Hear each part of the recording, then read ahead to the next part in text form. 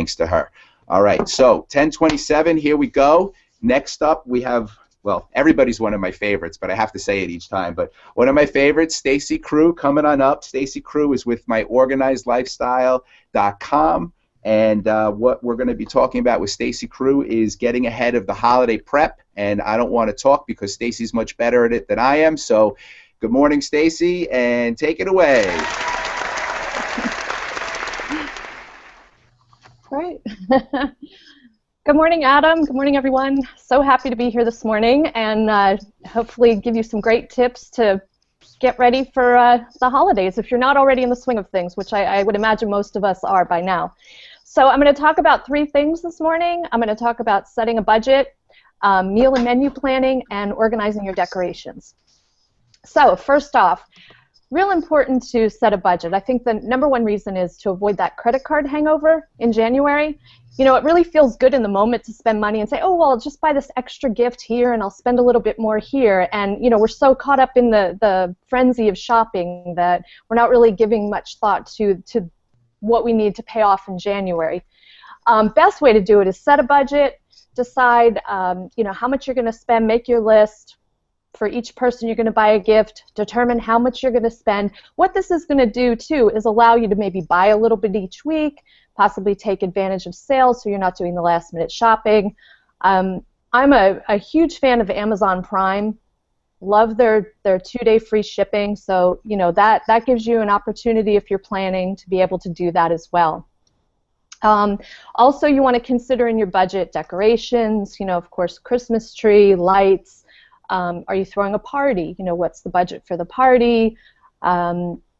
Things like that. So that's one way, certainly, to get ahead of the holiday prep. And on my site, myorganizedlifestyle.com, under Mom Sources, there's some information on holiday. You can download a calendar, and all of this information is summarized there as well. So the second thing is meal and menu planning.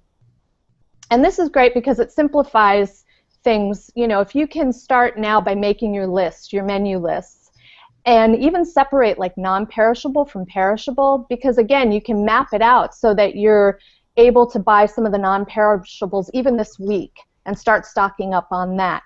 You can also do things like you know, determine your serving dishes. That's always great, you know, once you've planned out your meals. So pull out your serving dishes and even mark them with a Post-it note so you know exactly what you need, where things are going to go. And this really helps, too, if you get family members involved. Yeah, I love that one. Yeah, it's really helpful. Another thing, too, is, you know, setting up a drink station or a bar area. You know, if you're going to be serving or you have someone serving, again, these are things you can do in advance. You know, make sure you have enough cups. You can start buying the alcohol now, you know, or whatever you need. Could you sample the alcohol now? Is that possible to get into the spirits? Sure. Get that eggnog going. I mean, of course, you have to wait to make the eggnog, but buy the rum now. But these are all things that you can do. You can also determine, you know, what linens you're going to use. Get your china out. You can set the table a few days in advance. So really think about the steps that need to be done and map it out. And like I said, getting the family involved is so important. You know, I mean, even, you know, kids can do simple things. You know, they can fold napkins or you know, help set up an hors d'oeuvre tray or something like that. And again, separating the perishables from the non-perishables. Just, you know, start now so you're not stressed when it comes to, you know, down to the last few days before Christmas or any event that you're holding. The third thing is organizing your decorations. And this is interesting because, you know, I know after the holidays it's like everybody's ready to just put those babies away, you know, and you get the boxes and you just toss things in and then, you know, you pull them out the next holiday and it's like, ooh, you know, where are the lights? Where's the garland? All of that. So, again, some forethought for next year. But this year, when you're pulling them out, and if you do have a bit of a, you know, a mess from last year, the best way to manage this is to group things together. And I have a method called the GO-PACK method, and it makes it real simple. It's an acronym, stands for Group Objects, Purge, Assign, Contain, and Keep It Up. So what you want to do with your decorations when you take them out, group them all together. So group all your lights together, all your ornaments, the garland, whatever you've got. And this is going to help you see what you're missing and what you need. Also, set up the staging area. This really helps. So if you can, maybe you have a garage area or perhaps a guest room. I love, if you have extra space anywhere in the house.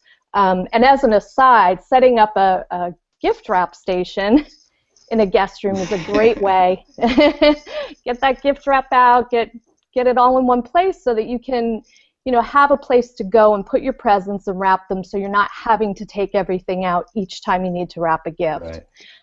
But setting up a staging area for the decorations is great. Roll them out a little bit at a time. I mean, unless, you can just want to bang it all out on a Saturday or something. But, you can do your outdoor decorations one night. You can, go get your tree another, string the lights.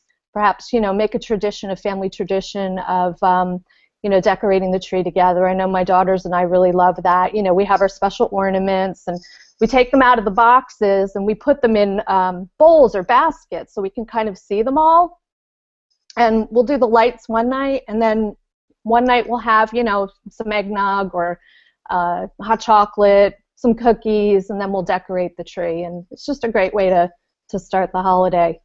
So when you're done with Christmas and it's time to put everything away, think in terms of the same thing. Group things together.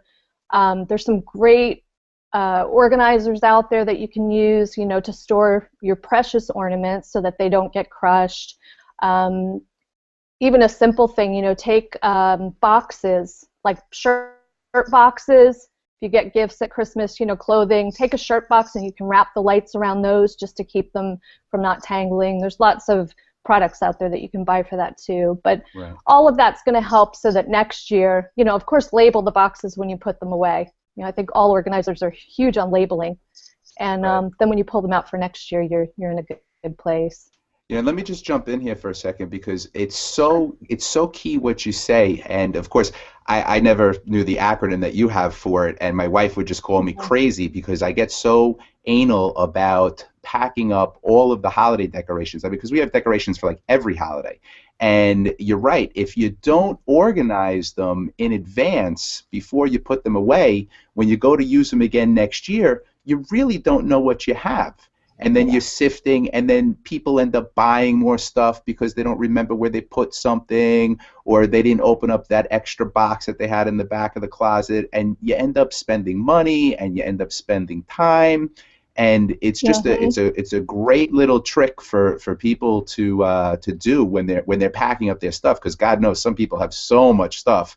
Some people might have one ball or a menorah or something like that, but when you have the tree and the lights and the houses and oh my goodness, it's a great suggestion on that. Yeah, and I hear a lot of people say that they have special places to put gifts that they bought in advance, and then this place is so special that they actually forget where the gifts are, and then they discover them next year.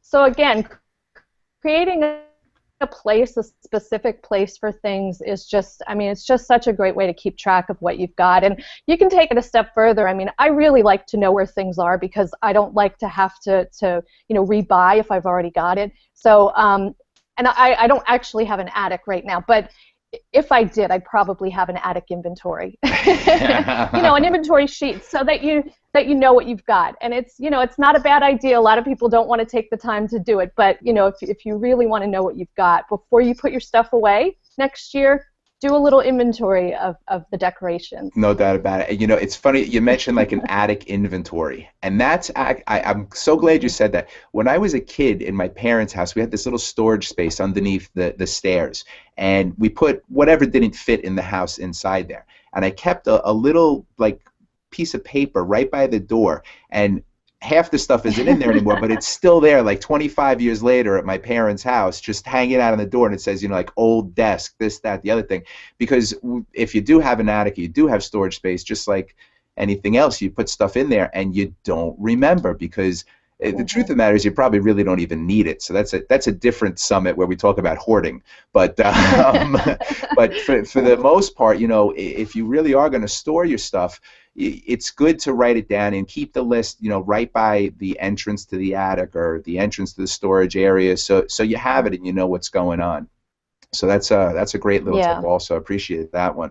And the other thing that I just wanted to say, Stacy, which was great, which was, when you talk about setting a budget and you talk about doing like meal preparation, I mean, I can't tell you how many times, I'm sure you've seen it and people on the panel have seen it, but you're out there and you're just about to cook and you have to run back out to the store. You're sending the wife or the husband back out to the store because you forgot something. And then it turns into mayhem because you need the sour cream, and you can't finish the dish without the sour cream, and now you get all distracted. So I love what you're talking about. Yeah, and one thing that's really helpful, I mean, to add on to that is online shopping, grocery shopping. Now is a great time to do something like that because you can take a recipe and then you can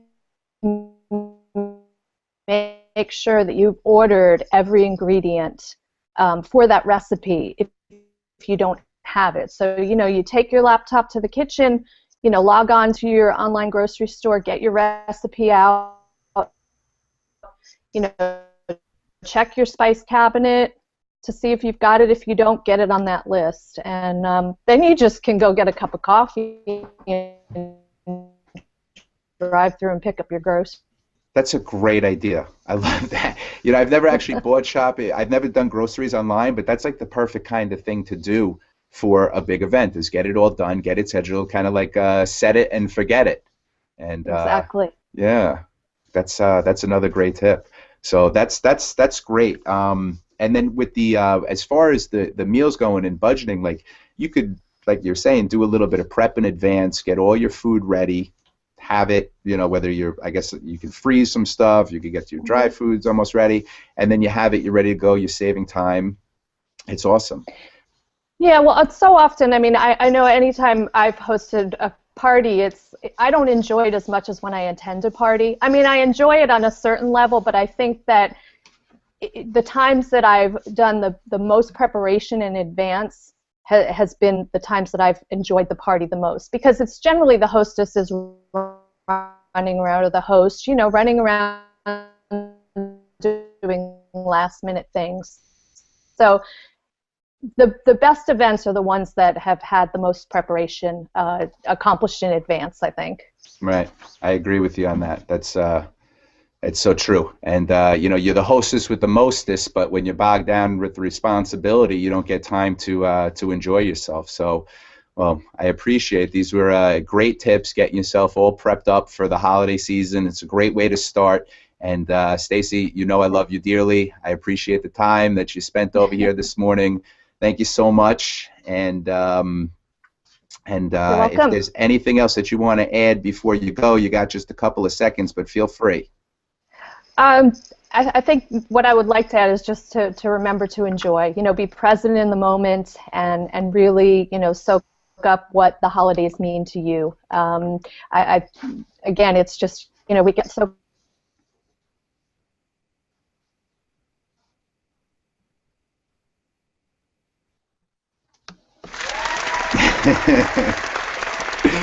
Okie dokie, and that looks like Stacy lost it right at the end, which is slightly a little sad because I think she was going to give the best slide yet right there. She was saving it for the end. So, all right, well, Stacy lost her connection. John, you lost her too, right? Okay, and John's on mute, so we got the head nod. All right. Oh, there she is. Okay, Stacy, we lost you for a second over there, but glad you got back. We were just saying thank you. Thank you. We lost your last second of golden truth over there, but we'll save it for later. We'll keep people hanging on. Okay. All right. Stacy, thanks so much, and a round of applause for you. Thank you. Okay. Hey Adam, if I can butt in just for a second, Please. I was going to say that for the viewers, if you have any questions, feel free to ask them on the events tab for this event, and we'll see them here, and we can ask our panelists those questions for you. Thank you, John. Do feel free to ask those. Please do.